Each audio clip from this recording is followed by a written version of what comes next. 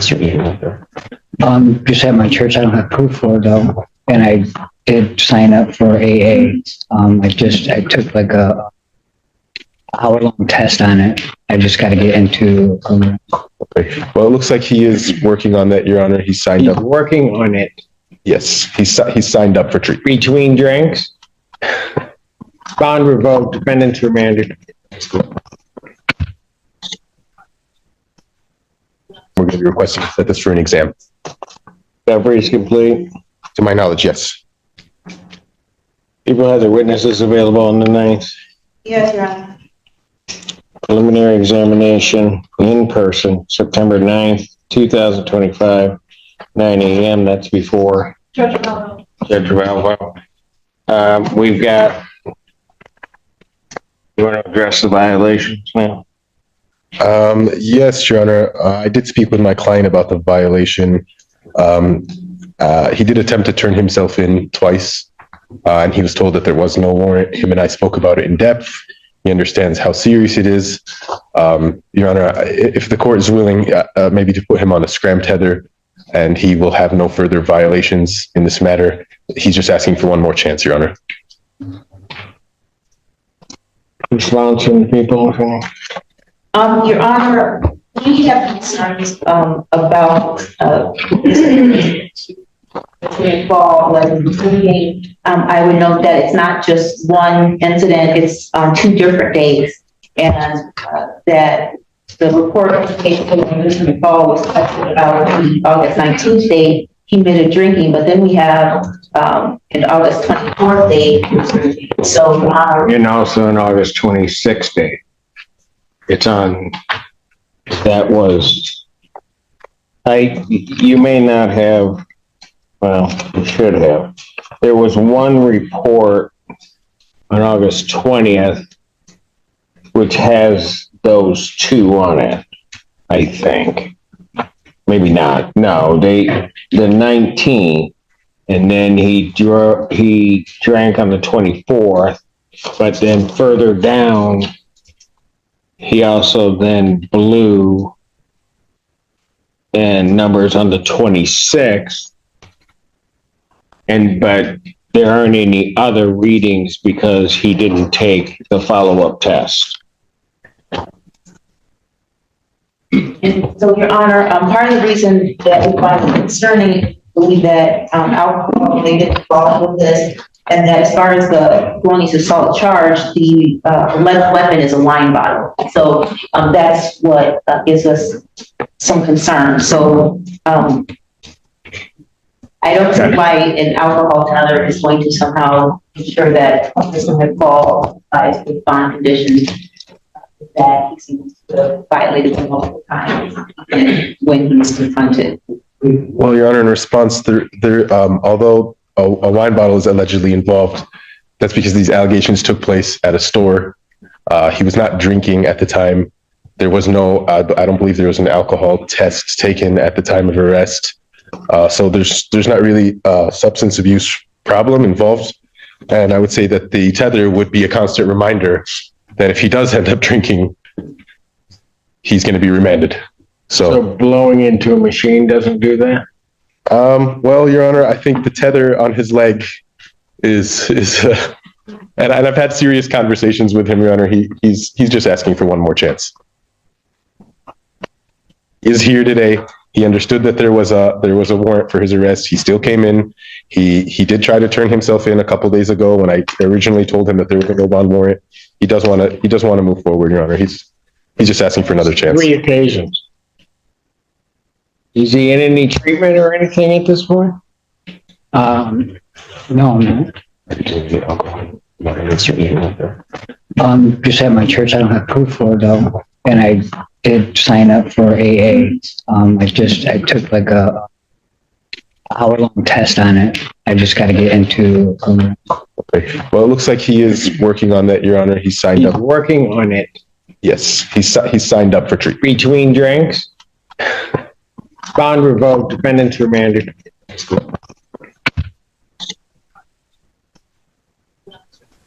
Your name? Melissa Konwinski.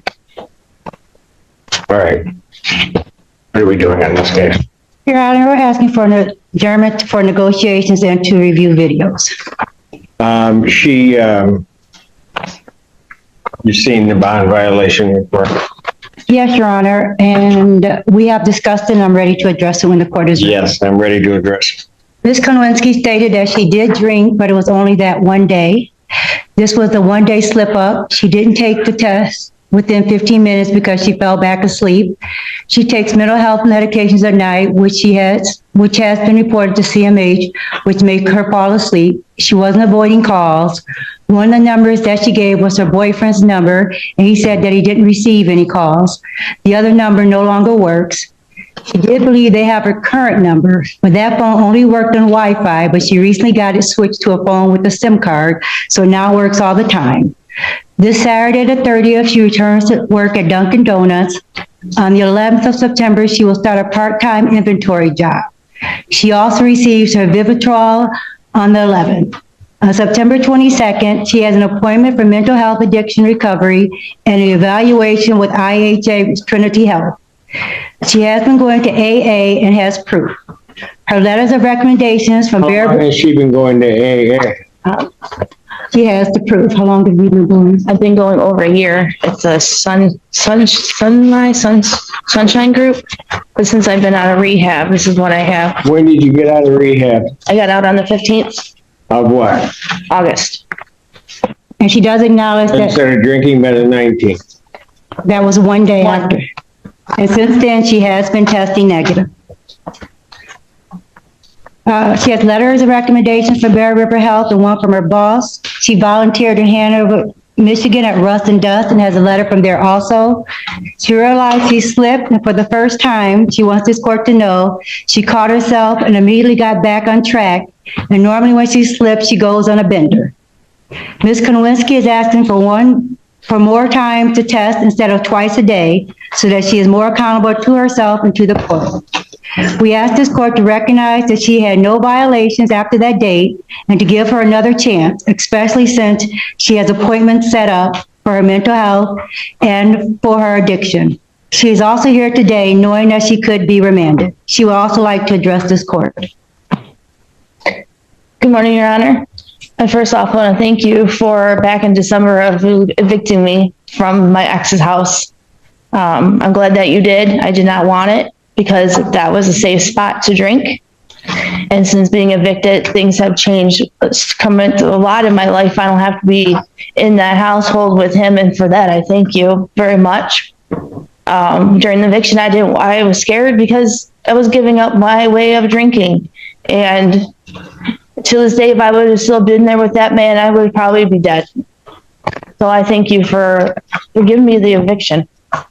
And I do acknowledge and admit my part in this addiction and what I did. I'm not saying it was right, but I want to be fully honest with my recovery completely with sobriety because I don't have any more to give. Response from the people. This is an overview I heard with 2 priors, both in 2021. This was a hit and run crash where the defendant was then located driving a vehicle with heavy front-end damage. She was so intoxicated they couldn't even do the field sobriety test. Eventually, her blood test showed she was a .280. I have no faith that she can be safe in the community right now. I'm extremely concerned that even with this gram tether, given the levels that we see in this overlay testing, and I also know from the court, I'm sure the court's already seen it, it's towards the end of her testing window, so that leads me to have suspicion about what was it earlier in the day. I'm extremely concerned for public safety. Should she be released at all? I would ask that her bond be revoked and she be remanded. If the court is inclined to release her, I would absolutely request a scram tether. I don't think Soberlin is going to be sufficient for public safety. And Your Honor, I think she would be okay with that if she did ask for more times to test so that she could be more accountable to herself and to this court. And Your Honor, I have to back that. I don't think more times to test is going to be an adequate solution here with somebody that's at a .28 crashes, runs from the scene and has 2 priors. Let me clarify. I was saying that she would be okay with the scram tether.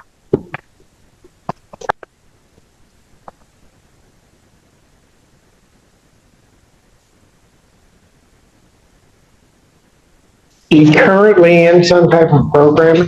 She starts her program on the 22nd. IOP, intensive outpatient. IOP, intensive outpatient, When September 22nd. She starts testing. do I have that? Is it somewhere in writing? I have it on that. She emailed it to me. I can send it to the court.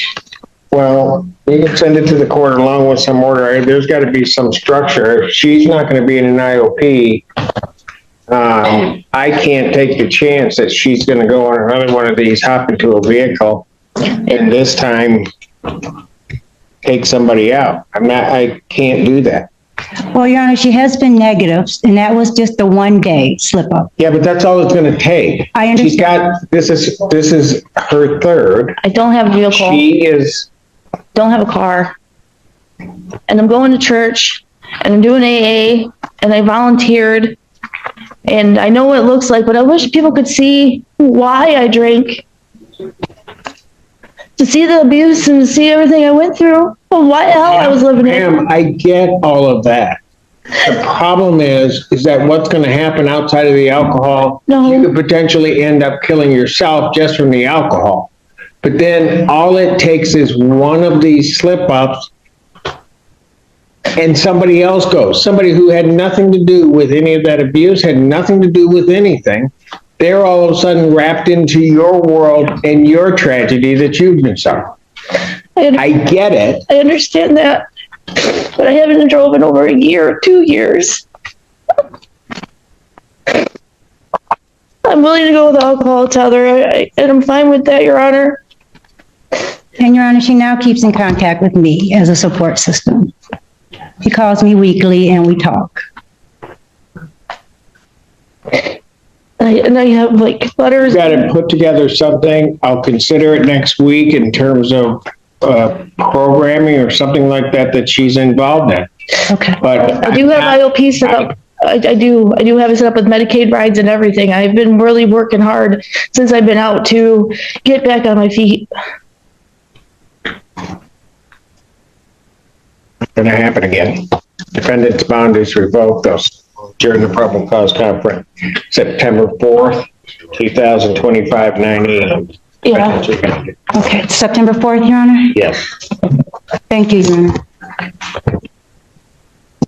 Honor. Your Honor, today is the date and time set for probable cause conference. At this time, we're going to be asking for an adjournment to continue negotiations, as well as give my client some time to hopefully pay off some of the restitution in exchange for a better offer. Before I set the date on an adjournment, she has a no bond warrant. Yes, Your Honor. As to the violation, Your Honor, my client still has the tether on her, leg. As to the explanation, Your Honor, she tells me she was riding her bike and the tether got caught in her bike, and like with the pedal, so she kind of had to adjust it. She lives far away from community corrections. That's why she wasn't able to go in I have and a get broken phone too. I had my number to the tether guy in my phone and I had no way to contact.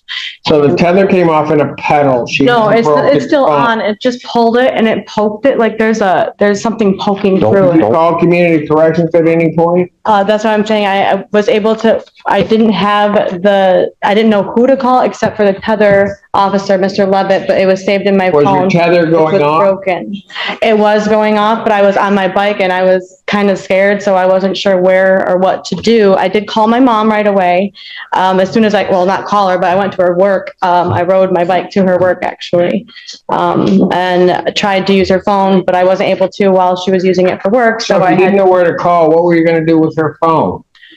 I was going to call the public defender, which I did. I was able to email someone that following Monday because it was on a Friday, but I did text Hannah Mackey from the public defender that night when I was able to use her phone, explaining that there was an issue and that I didn't have a way to contact. And then when I did finally get a hold of him, and left a message out until tomorrow, I think, but I was waiting for someone to contact. Did you go to the community corrections? I called them. I did when I finally was able to figure out who to call when I got the email. When did you call them? I called. How many days after this alarm went off? Well, it happened on Friday, And then I got the number to call the community corrections that following Monday. I called and left a message for Mr. Levitt. I think I left the message actually today. Your Honor, I just want to say that this is a tether was put on because I believe for a previous failure to appear, and she is here today, Your Honor. So it shows that she does want to comply with the court order. She does want to be here. She does want to handle her case. But she doesn't want to comply. Have you been to community corrections at all? No, I live in Jackson. I was lucky to get here today. I wasn't even sure what was going on. I don't have a vehicle, or a phone at the moment. So I was requesting things through email as well, or trying to. I'm still charging it as well. Like, I'm not trying not to. She's not trying to. She's not trying to abscond, Your Honor. She's not trying to disobey the court orders. It was just. It seems it was just an accident, and just due to her lack of efficient communication method, I think that's really where the problem lies. I have an old tablet from 2015, I think, with Wi-Fi for communication right now. And when I reached out to her and let her know that she would be required in person because she initially tried to attend via Zoom and put in a request via Zoom, she did her utmost to make it here, and she's here, Your Honor. So. Yes, but I don't understand why she didn't. She hasn't even secured a ride back yet today, so her transportation. But why she didn't keep in contact more with community corrections? I think it's due to this thing went off almost 10 days ago. Well, I was waiting. I'm sorry. Go ahead. I apologize. I was waiting for someone to get back a hold of me through my mother's phone or through email because I wasn't sure, and I was still charging it. So I honestly just assumed everything was okay. I know that sounds stupid when I say that out loud, but I didn't know what else to do as far as contact.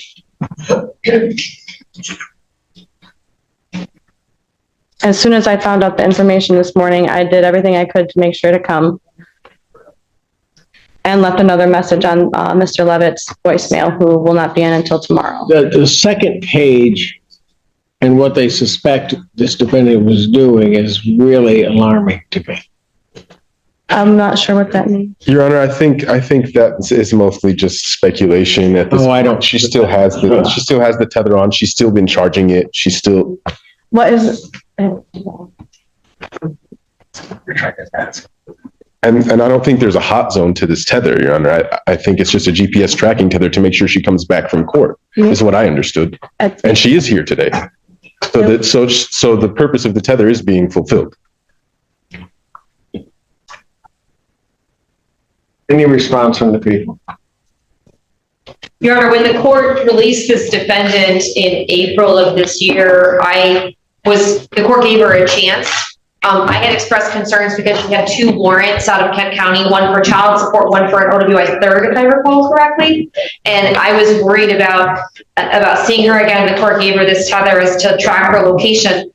So it is the people's opinion that strict compliance with the tether would be a condition of bond. So any tampering, anything like that. I noticed when the defendant was giving her recitation of what happened, she first said, I called my mom, and then very quickly said, I went to her work. Because she earlier had said that her phone wasn't working. So that is concerning to the people, and something I picked up on. I think the court picked up on it too. I did. So I'm just worried about what's going to happen. I don't think I'm being told the truth, in all honesty. I understand. Your Honor, I understand, but as I said, the purpose of the tether was for her to come back to court. I'm not sure why there's concerns if she's in court here today. And she's saying that she just misspoke because she's very nervous, Your Honor. She suffers from anxiety. Probable cause conference will be adjourned to September 4th, 2025, 9 a.m. Defendant's bond is hereby ordered revoked. Defendant's remanded. It was closed.